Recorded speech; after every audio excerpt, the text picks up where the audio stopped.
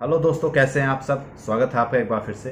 दोस्तों, इंस्टाग्राम पर इतने मैसेजेस आ रहे हैं कि सर जीएस हम कहाँ से पढ़ें, जीएस को कैसे पढ़ें और किस तरीके से पढ़ें ताकि हमारा जीएस स्ट्रॉन्ग हो जाए, क्योंकि हम जीएस में थोड़ा वीक हैं। हमारे वो सब्जेक्ट अच्छे हैं लेकिन जीएस में थोड़ी हमें प्रॉब्लम फेस करनी पड़ती है। तो देखिए, जीएस को पढ़ने का एक तरीका होता है। आप ऐसे नहीं कि आपने कोई भी बुक उठाई और आप शुरू से पढ़ना स्टार्ट किया और लास्ट तक पढ़ते चले गए। ऐसे नहीं करना है। जीएस को पढ़ने का एक तरीका होता है। उस तरीके से अगर आप पढ़ते हैं तो आपकी पढ़ाई इंटरेस्टिंग बनेगी और आप उसको लंबे समय तक याद भी रख पाएंगे। तो क्या तरीका होता है वो जीएस पढ़ने का, मैं आप सब लोगों को बता देता हूँ। देखिए, जब भी आप जीएस पढ़ते हैं कोई भी, जैसे मैं एक एग्जाम्पल लेता हूँ। सपोज करो आप हिस्ट्री पढ़ रहे हो, तो आप मॉडर्न हिस्ट्री पढ़ रहे हो, तो मॉडर्न हिस्ट्री में ये कभी मत करना कि आपने बुक स्टार्ट की और लास्ट तक पढ़ते चले गए। उससे क्या होता है कि आपकी जो पढ़ाई है ना वो बोरिंग होती चली जाती है। आप उस बुक को जल्दी से जल्दी ख़त्म करना चाहते हैं, बस किसी तरीके से ख़त्म हो जाए। तो उस बीच में आपकी बहुत सारी चीज़ें छूट जाती हैं पीछे, आप अच्छे से पढ़ नहीं पाते। एक टॉपिक को उठाइए, उस टॉपिक को पढ़िए। जैसे कि सपोज करो आपको मॉडर्न हिस्ट्री में आपको पढ़ना है चंद्रशेखर आज़ाद के बारे में, तो आपको एक अच्छा फील हो कि आज मैं चंद्रशेखर आज़ाद जी के बारे में सारी चीज़ें पढ़ लूँगा। ठीक है, फिर उस टॉपिक को पढ़ करके फिर आप कोई दूसरा टॉपिक उठाइए।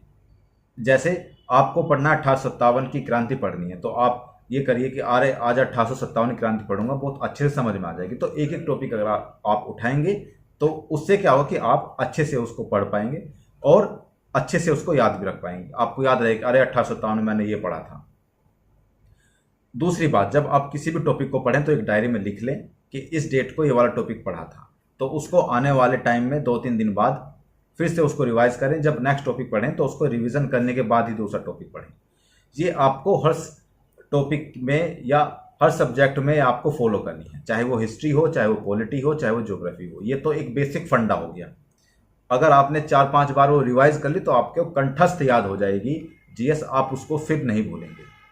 5 से 6 बार आप उसको रिवीजन कर लीजिए, फिर देखिए आप में कैसे बदलाव आता है। सबसे बड़ी बात है। और जो दूसरी बात है कि जो भी आप सब्जेक्ट पढ़ें या जो भी टॉपिक पढ़ें उसके क्वेश्चन ढूंढ ढूंढ के निकालिए।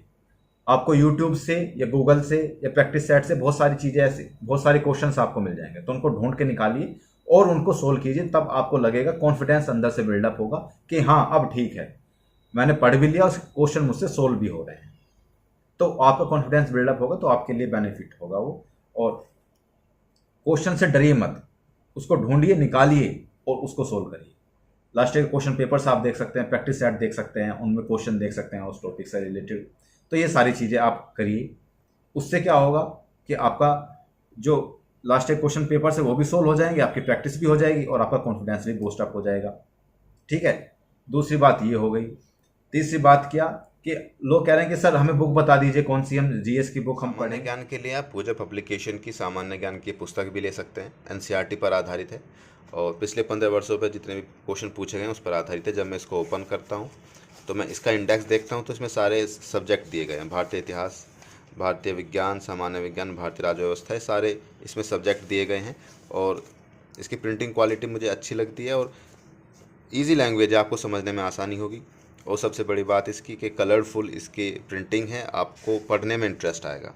और ये ग्राफ के थ्रू भी कुछ समझाया गया है, तो पढ़ने में आपको इसमें इंटरेस्ट आएगा। आप सब आपका लोग क्वेश्चन ये सबसे बड़ा है कि सर हम प्रैक्टिस सेट अभी से लगाना शुरू कर दें या फिर जब हम सब कुछ पढ़ लें उसके बाद प्रैक्टिस सेट लगाएं। देखिए, प्रैक्टिस सेट में आप वो वाले क्वेश्चन ढूंढिए जो आप पढ़ते चले गए हैं।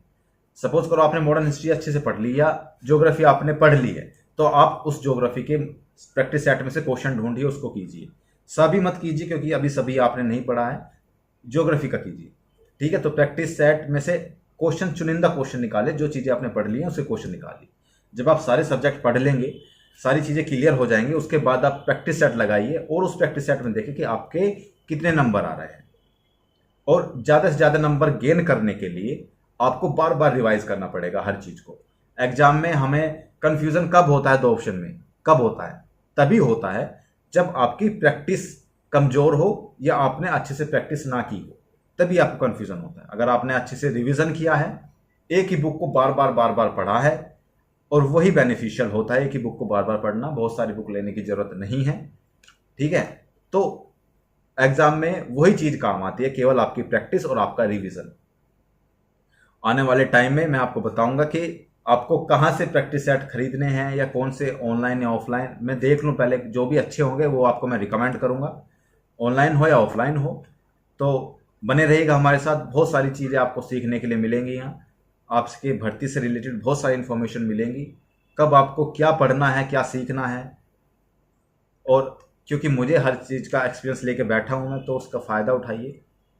मिलते हैं अगली वीडियो में, तब तक के लिए जय हिंद। पढ़ते रहिए लेकिन खुशी से खुश रहिए, मस्त रहिए और अपनी पूरी एनर्जी, पूरा फोकस पढ़ाई पर रखिए।